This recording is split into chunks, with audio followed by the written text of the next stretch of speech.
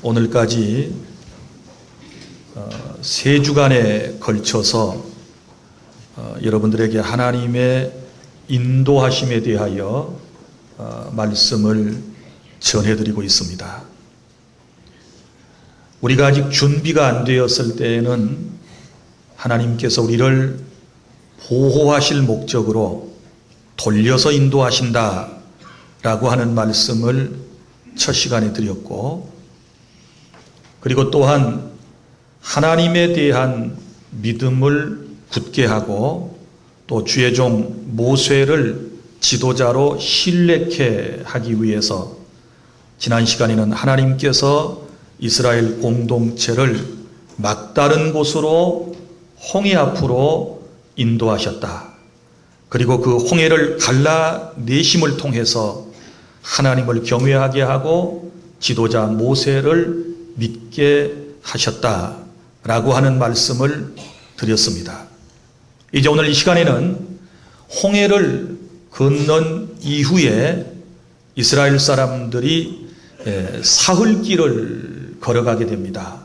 수루 광야길로 들어가게 되고, 그리고 그들이 당도했던 곳이 바로 마라라고 하는 곳이었습니다.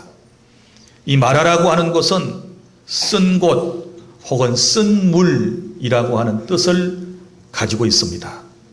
자, 하나님께서 우리들을 인도하실 때 우리는 모두가 다 평탄한 길, 안전한 길, 지름길을 원하고 있는데, 그럼에도 불구하고 하나님께서는 종종 저와 여러분을 이런 광야로, 그리고 막다른 곳으로, 혹은 물이 쓴 곳으로 우리를 인도하실 때가 있으시다. 이런 놀라운 진리를 잘 깨달아야만 우리가 우리의 삶 속에서 하나님의 은혜를 깊이 깨닫고 승리하게 되는 줄 믿으시기를 바랍니다. 자, 사흘길을 걸어왔다고 그랬습니다. 사흘길. 약 51km 정도가 돼요. 그런데 50여 킬로밖에 안 되는 곳을 사흘길씩이나 걸어왔다라고 하는 것은 일단 백성의 숫자가 많지요. 200만 명이나 되는 사람이 빈 몸으로 이동하는 게 아니고 애굽에서 가져 나왔던 가제도구, 식량 이런 것들을 수레에다가 싣고 끌고 밀고 혹은 자신이 걸머지고, 그렇게 수많은 사람이 이동하는 데 있어서는 50여 킬로밖에 되지 않았지만 사흘길이나 걸렸던 것이지요. 자, 그래서 이제 마라라고 하는 곳까지 오게 되었을 때 애굽에서 가져왔던 물이 다 떨어졌어요. 광야에서 물이라고 하는 것은 생명수입니다. 지금 우리에게도 마찬가지입니다. 우리가 물을 제대로 마시지 않게 되면 우리 건강에 이상이 생기지 않게 되겠습니까? 물은 생명수와도 같은 것입니다. 그런데 마라에 와서 가져왔던 물이 다 바닥이 났어요. 물이 바닥이 나니까 이스라엘 공동체가 이제 또 나오는 것이지요. 원망과 불평입니다. 이것은 벌써 지금 두 번째 계속되는 것입니다.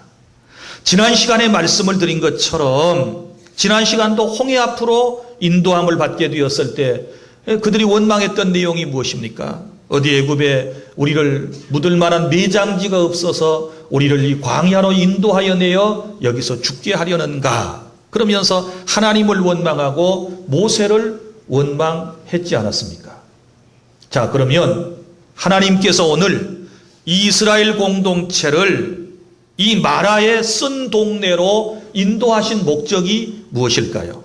오늘 성경은 25절 하반절에서 시험하실세 이렇게 말씀을 하고 있습니다. 그러니까 홍해를 건넌 이후에 이스라엘 공동체의 믿음을 시험하기를 하나님께서 원하셨던 거지요.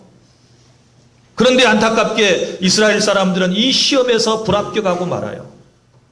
자, 그럼 하나님께서 무엇을 도대체 테스트하기를 원하셨을까요? 홍해를 건너고 난 이후에 물이 써서 마실 수 없는 환경이 되었을 때 그래도 이 사람들이 하나님을 신뢰하는가?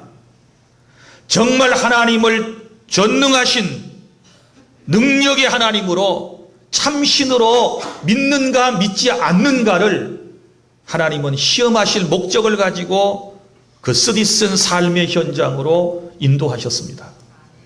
사랑하는 여러분, 학생들에게 실력이 있는가 없는가를 우리가 살펴보려면 뭘 하면 알 수 있습니까? 시험을 치러보면 알지요. 시험을 치러보면 이 사람이 실력이 있는지 없는지가 금방 드러나게 되는 것처럼 우리의 신앙도 마찬가지입니다. 홍해를 건널 때에 춤추지 않을 사람이 어디 있으며 하나님의 기적 속에 날마다 살아갈 때 하나님께 찬양을 드리지 아니할 사람이 어디 있으며 하나님께 감사하지 못할 사람이 어디 있겠습니까? 그래서 오늘 말씀 15장에도 보세요. 출애굽기 15장 초반부에 보면 맨 처음에 나오는 것은 모세의 노래 이렇게 돼 있죠. 홍해를 건너고 난 다음에 모세가 하나님께 감사 찬송을 올려드린 내용이고 그 다음에 오늘 본문에 바로 위에 보면 19절부터 21절까지 미리암의 노래 이렇게 돼 있어요. 이것은 모세의 누이 미리암이 홍해를 건너고 난 이후에 너무너무 기뻐서 소고를 들고 춤을 추게 되니 모든 이스라엘 여인들이 함께 덩실덩실 춤을 추며 하나님을 찬양했다는 내용 아닙니까? 여기까지는 이해가 돼요. 왜냐하면 기적을 체험했으니까. 홍해가 갈라지는 놀라운 기적의 현장에 그들이 있었기 때문에 충분히 이럴 수 있었습니다.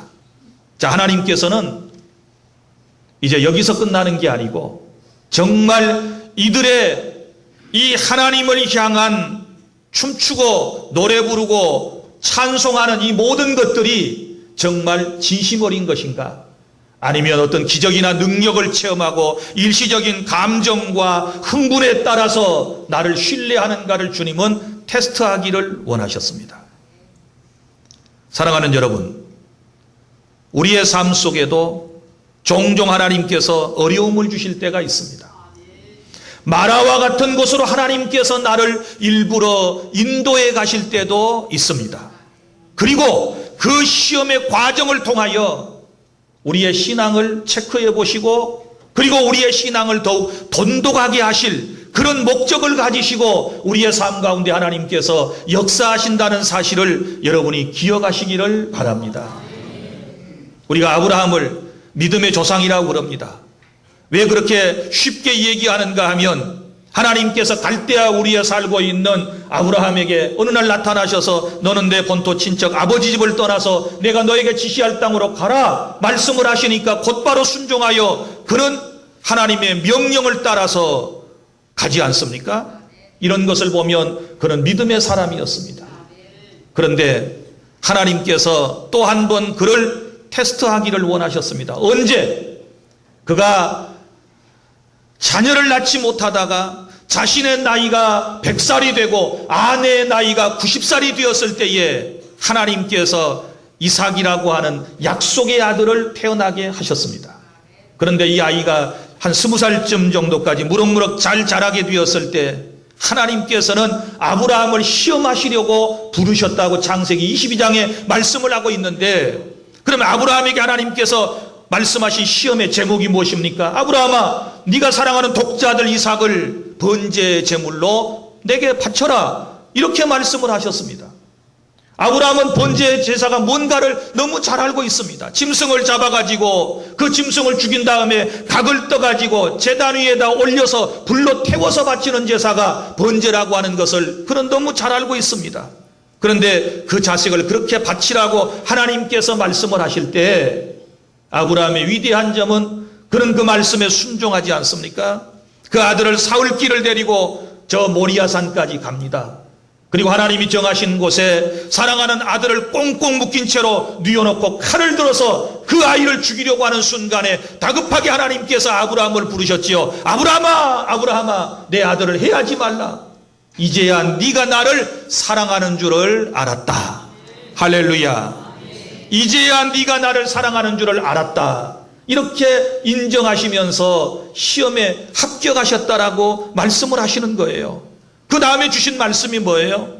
이제 하나님께서 너를 열국의 아비로, 그리고 또 약속의 땅을, 그리고 더 나아가서는 너를 통하여 메시아가, 인류를 죄에서 구원할 사람이 너를 통하여 태어나게 될 것을 주님께서 암시하는 말씀을 주셨지 않았습니까?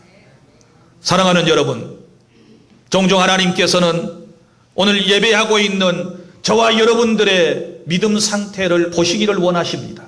나는 여러분들이 어떤 시험을 만나든지, 어떤 테스트의 현장에서든지 하나님의 말씀 앞에 순종함으로, 하나님의 말씀 앞에 우리가 바로 섬으로써 다 합격하는 주 안의 모든 성도 여러분들이 다 되실 수 있기를 바랍니다. 자, 그러면 이제 오늘 말씀, 하나님께서 나를 시험하시기 위해서 마라와 같은 쓰디쓴 삶의 현장으로 나를 인도하셨을 때 내가 어떻게 반응해야 하는가? 어떤 신앙의 자세를 가지고 지금 현재의 이 환경을 우리가 극복해 나아가야 할 것인가? 세 가지를 여러분들에게 말씀을 전해드리고자 하는데, 첫째는 원망하면 안 됩니다. 어떤 삶의 현장으로 인도함을 받았든지 간에 원망은 절대 금물입니다. 그럼 이스라엘 사람들이 왜 지금 원망하고 있을까요? 왜 하나님을 원망하고 하나님의 종을 이 환경에서 원망하고 있을까요? 적어도 세 가지의 큰 이유가 있습니다. 먼저는 이런 삶의 환경 속에서 하나님을 바라보지 않고 환경을 바라보았기 때문에 원망이 나오게 된 것입니다. 자, 우리가 어떤 어려움이 생기면 누구를 바라봐야 돼요? 하나님을 바라봐야 되거든요. 믿음의 주이시고 우리의 삶을 온전케 해주신 예수님을 우리가 바라보아야 되고 성령님을 의존해야 되는데, 지금 이스라엘 사람들이 뭘 바라보았습니까? 환경을 바라보았습니다. 쓰디쓴 물, 요 물을 바라보면서 원망이 생기기를 시작했습니다. 여러분 보십시오. 우리가 살아가는 세상은 다 똑같이 경험하는 세상입니다. 우리 24시간, 그리고 목포 지역에 살아가는 저와 여러분, 대부분의 모든 자연 환경과 문화적, 그리고 지리적인 환경이 대부분 비슷한 곳에 살고 있습니다. 그리고 우리 주 안의 성도들은 지금 다 함께 이 자리에 있습니다. 그런데 하나님을 바라보는 사람은 마음속에 감사함이 넘칩니다. 그런데 환경만 바라보는 사람은 똑같은 환경을 바라보면서도 뭐가 있을까요? 마음속에 원망이 꿈틀거리기를 시작합니다.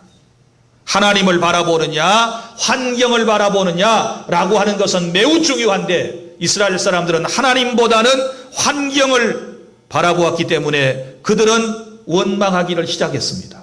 또 하나는 건망증 때문입니다. 건망증. 무슨 얘기인가 하면 너무 쉽게 하나님이 어떤 분이신가, 하나님이 행하셨던 일들을 이스라엘 사람들이 잊어버린 것입니다. 여러분 보십시오. 지금 홍해를 건넌 다음에 며칠 지났습니까? 사흘밖에 지나지 않았습니다. 사흘밖에.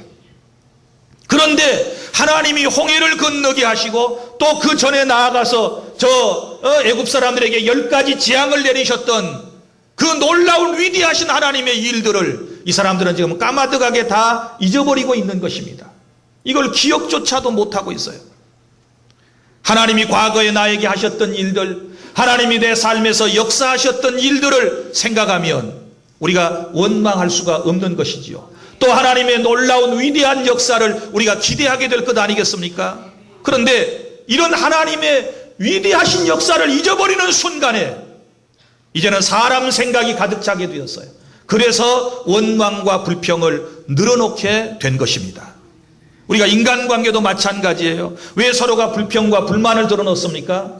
좋았던 사이가 왜 깨어지기를 시작합니까? 그것은 여러 가지 이유가 있겠지만 이런 것 때문에 그래요. 상대가 과거에 나에게 베풀어 주었고 보살펴 주었고 나에게 여러 가지 좋은 점들이 내게 있었다는 것을 잊어버리고 현재 상황만을 보는 순간에 현재의 것만 가지고 따지기 때문에 마음속에 원망이 일어나게 되는 것이지요. 이럴 때 우리가 과거에 그분에게 입은 은혜와 그분이 내게 베풀어준 사랑과 은총과 보살핌과 이런 것들을 생각하면 지금 우리의 마음속에는 감사가 있어야 되는데 그것은 잊어버리고 우리가 뭘 생각해요? 현재의 모습만을 바라보고 생각할 때에 원망이 나와요. 자, 보십시오. 모세를 통하여 하나님께서 홍해를 갈라지게 하셨을 때에 그때에 그 하나님의 놀라운 위대하신 역사를 똑똑히 기억을 하고 잊어버리지 않았다면 뭘 기대해야 되겠습니까? 이런 생각이 들 수 있겠죠. 아, 하나님은 홍해도 가르게 하셨어. 하나님은 홍해도 갈라내셨어. 우리가 목말라 할 때 저 홍해물조차도 민물로 바꿔서 우리를 마음껏 마시게 할 수 있는 분이야. 이런 믿음은 왜 못 갖습니까? 그런데 과거에 하나님이 행하셨던 모든 일들을 잊어버리게 되었을 때에 원망이 나왔어요. 그 다음에 또 하나의 이유는 조급함 때문에 그럽니다. 조급함. 사람들이 너무너무 조급해요. 사흘밖에 안 됐는데 너무 조급해요. 이것은 어디서도 드러났습니까? 바로 홍해 앞에서도 드러났어요. 홍해 앞에서 홍해 땅 가로막히고 뒤에 애굽의 군사가 추격해 오니까 그들이 했던 말이 뭐예요? 하나님을 원망하고 모세를 원망하면서 어디 애굽에는 매장지가 없어서 우리를 이 광야로 이끌어내어서 여기서 우리를 죽게 하려는가? 이러면서 원망을 쏟아내지 않습니까? 조금 이후에 하나님의 놀라운 능력으로 홍해가 갈라진다는 사실을 이들은 몰랐기 때문에 그런 거예요. 이게 조급성이에요. 자, 보십시오. 지금 이렇게 원망하고 있는 다음에 조금 있으면 곧 쓴물이 변하여 무슨 물로 바꿔집니까? 단물로 바꿔져요. 이건 몇 분 차이예요. 몇 분 차이, 몇 시간 차이예요. 그런데 조급성 때문에 그것을 못 기다리고 원망하기를 시작해요. 또 보세요. 여기서 지금 이제 물을 쓴물이 변하여 단물로 바꿔진 다음에 이 물을 먹고 난 다음에 이들이 이제 한 10km 정도 더 걸어가요. 10km 정도 갔더니 거기에 뭐가 나와요? 엘림이 나와요. 27절에 엘림이. 그러니까 엘림을 10km 눈앞에 두고 지금 여기서 원망을 했다 그 말이죠. 이게 뭐예요? 조급증이죠. 사람이 급한 마음을 가지면 이런 원망과 불평을 쏟아내게 되는 것입니다. 우리는 항상 하나님의 은혜로 우리의 마음을 늘 차분하게 할 수 있는 그런 마음을 저와 여러분이 가져야 될 줄로 믿습니다. 하나님이 나를 어떤 곳으로 인도하시든, 다시 말합니다. 저 마라의 쓴 현장으로 인도하시든 어디로 인도하시든지 간에 하나님의 의도하신 바가 있다는 사실을 우리가 믿는다면 나를 깨닫게 하고 나를 만들어가고 나에게 기적을 보여주시고 나에게 하나님이 어떤 분인가를 보여주시기 위하여 하나님이 나를 이끌어 가신다면 원망 대신에 감사할 수 있는 저와 여러분이 되어야 될 줄로 믿습니다. 그 다음에 둘째로 하나님께서 나를 시험하시기 위하여 저 마라와 같은 곳으로 나를 인도하실 때 내가 해야 할 일은 기도인 줄로 믿으시기를 바랍니다.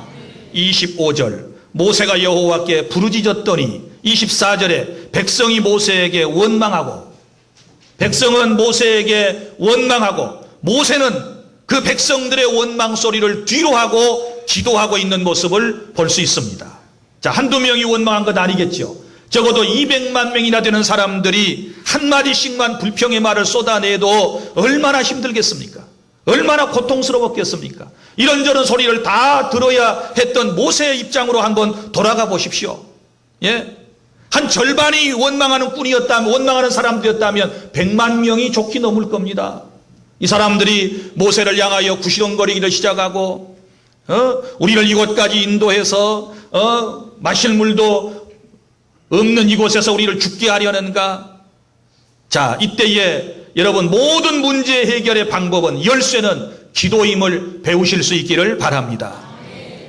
모세는 기도해요. 하나님 앞에 기도해요. 투덜거린다고 되는 일이 아니라는 걸 알고 있었기 때문에 백성들하고 논쟁하는 것이 그것이 문제 해결이 아니라고 하는 것을 알고 있었기 때문에 그는 하나님께 부르짖어 기도하는 줄로 믿으시기를 바랍니다. 모세는 문제 해결의 방법을 정확하게 알고 있었습니다. 그래서 백성들의 원망과 불평을 뒤로하고 모세는 자신의 힘과 능력으로는 백성들의 이 어려운 상황을 결코 잠재울 수 없다는 것을 직시하고 하나님 앞에 엎드려서 간단한 기도를 드립니다. 부르짖어 기도했다라고 할 때에 여러분 40일 금식 기도이겠습니까? 사흘 동안 기도했겠습니까? 시간적으로 그럴 여유가 없습니다. 부르짖어서 외마디 기도를 드렸을 겁니다. 하나님, 이 백성이 불과 홍해를 건넌 지 사흘밖에 안 되는데 물이 없다고 이 난리입니다. 하나님, 이 백성을 어찌하시겠습니까? 기도했을 때에 하나님께서 모세에게 한 나무를 보여주시죠. 한 정한 나무를 하나님이 정하신 나무를 보여주시고 그 나무를 어떻게 하라고 말씀하십니까? 저 쓴 물에다가 던지라고 말씀을 하십니다. 그래서 모세가 기도하고 난 다음에 한 나무, 하나님이 지시한 나무를 쓴 물에다가 던지는 순간에 이 쓴 물이 변하여 단물이 되었음을 믿으시기를 바랍니다. 사랑하는 여러분, 기도는 이런 놀라운 역사를 가져오게 합니다. 그래서 우리가 어떤 문제가 있으면 하나님 앞에 간구해야 되는데, 우리가 병들었을 때, 우리가 답답할 때, 경제적으로 어려울 때, 인간관계에 어려움이 있을 때, 우리가 어떤 코너에 몰렸을 때, 우리가 이해되지 않은 상황 가운데서 우리가 마지막으로 해야 할 일은 기도인 줄로 믿습니다. 그럼 기도할 때 하나님이 어떤 분인가를 바로 알게 되었을 때 우리가 하나님께 기도하게 되는데, 오늘 말씀에 25절과 26절에서 우리 하나님이 어떤 분으로 드러나 계십니까? 먼저는 이런 분이지요. 쓴 물이 변하여 단물이 되게 하시는 하나님. 할렐루야. 인생을 변화시켜 주시는 하나님, 인생을 역전시켜 주시는 하나님. 우리 하나님이 이런 하나님이라고 믿을 때에 내가 하나님 앞에 엎드려 부르짖어 기도하는 놀라운 역사가 일어나게 될 줄로 믿습니다. 그리고 또 하나님이 어떤 분이라고 소개하고 있습니까? 오늘 말씀 26절 하반절에 나는 너희를 치료하는 여호와임이라. 하나님이 누구신가? 나를 치료하는 분, 내 상처를 치료하는 분, 내 삶을 치료하는 분, 우리 교회 공동체를 치료하는 분, 이 사회와 민족을 치료하시는 분이 누구이십니까? 바로 하나님이심을 깨닫게 되었을 때 우리는 다른 어떤 것을 구하지 아니하고 힘들고 어려울 때 마라의 현장에서 하나님께 간구하게 되는 줄로 믿으시기를 바랍니다. 그래서 두 번째 우리가 해야 할 일은 하나님께 부르짖어 기도하시기를 바랍니다.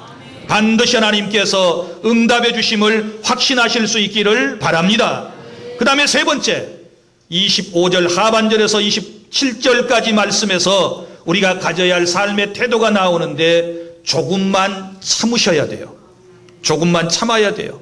조금만 참으면 하나님께서 모든 문제를 해결해 주심을 믿으시기를 바랍니다. 현재 상황이 이해가 되지 않더라도 이스라엘 사람들이 참 안타까운 모습이 무엇입니까? 이 물 때문에 그렇게 투덜거리지 않고 원망하지 않았더라도 아니하고 있었을지라도 하나님께서 그 쓴 물이 변하여 단물이 되게 하실 계획도 가지셨고, 아니면 하나님께서 저 모래 밑에서 물이 나게 하실 수도 있으셨고, 저 홍해의 모든 물을 다 민물로 바꿔가지고 하나님은 얼마든지 이스라엘 백성을 먹이실 수 있으셨다는 이 사실을 생각하면서 조금만 참았더라면 하는 아쉬움이 있지 않습니까? 불과 몇 초, 몇 분 상관이에요. 보세요. 이 불평, 원망 늘어나지 않았다면 하나님은 목마른 것 다 하시고 그들을 위하여 예비하신 것들을 다 주셨으리라고 저는 믿습니다. 하나님이 물을 주셨을 거예요. 그리고 또 물을 마시고 난 다음에 불과 앞으로 10km만 더 가면 거기가 어디예요? 27절에 엘림이라고 하는 오아시스 지역이 나와요. 그들이 엘림에 이르니 거기는 물샘 12과 종려나무 이런 그루가 있는지라 거기서 그들이 그 물 곁에 장막을 치니라. 할렐루야. 마라 후에 엘림이 있었어요. 그런데 인생은 10km밖에 일도 몰라요. 바로 내 눈앞의 일도 몰라요. 몇 초 후의 일도 인간이 모르기 때문에 이런 실수를 하는 거예요. 그래서 모르면 기다리고 참고 인내하는 것이 상책인 줄로 믿으시기를 바랍니다.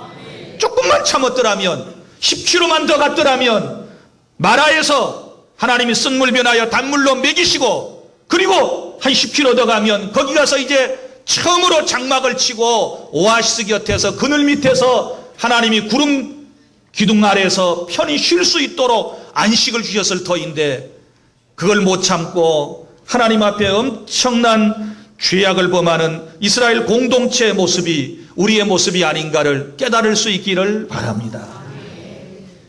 여러분, 조금만 참고 순종하면 하나님께서 반드시 우리의 모든 문제를 해결해 주실 줄로 믿으시기를 바랍니다. 이제 말씀을 맺습니다. 사랑하는 여러분, 우리가 구원받고 난 이후에 하나님은 광야와 같은 세상에서 우리를 인도해 가십니다. 우리는 늘 편안하고 안전한 지름길을 원하지만 하나님께서 때때로 하나님의 목적하심에 따라서 우리를 돌려서 혹은 막다른 곳으로 혹은 인생의 쓰디쓴 삶의 연장인 마라와 같은 곳으로 하나님께서 우리를 인도하셔서 우리를 하나님은 빚어 만드시고 우리에게 많은 것을 체험하고 깨닫게 하셔서 우리의 믿음을 더욱 돈독하게 하시며 하나님 나라만 소망 삼고 살아가도록 주님께서 역사하신다는 사실을 믿으시기를 바랍니다. 내가 가는 길이 어떤 길이라 할지라도 하나님은 그곳에 함께 하시고 마침내는 저 우리를 위하여 예비한 처소인 저 영원한 천국에까지 저와 여러분을 인도해 주심을 믿으시기를 바랍니다. 다시 말씀을 정리해 봅시다. 하나님께서 나를 어떤 곳으로 인도하시든지 간에 내가 이해할 수 없는 지금 쓰디쓴 삶의 환경이라 할지라도 첫째 해야 할 일은 절대로 원망하지 말 일이고 원망 대신에 해야 할 일은 하나님 앞에 부르짖어 기도하고 그리고 잘 참고 인내함으로써 하나님의 놀라운 역사를 체험하는 저와 여러분이 될 수 있기를 바라고 마라 후에 엘림이 있다는 사실을 믿고 지금 이 순간이 지나고 나면 하나님께서 정말 엘림과 같은 쉼을 주시고 평안을 주시고 행복을 주시고 성공을 주신다는 이 믿음을 가지고 기도하며 잘 참아내는 저와 여러분이 될 수 있기를 바랍니다. 기도하겠습니다.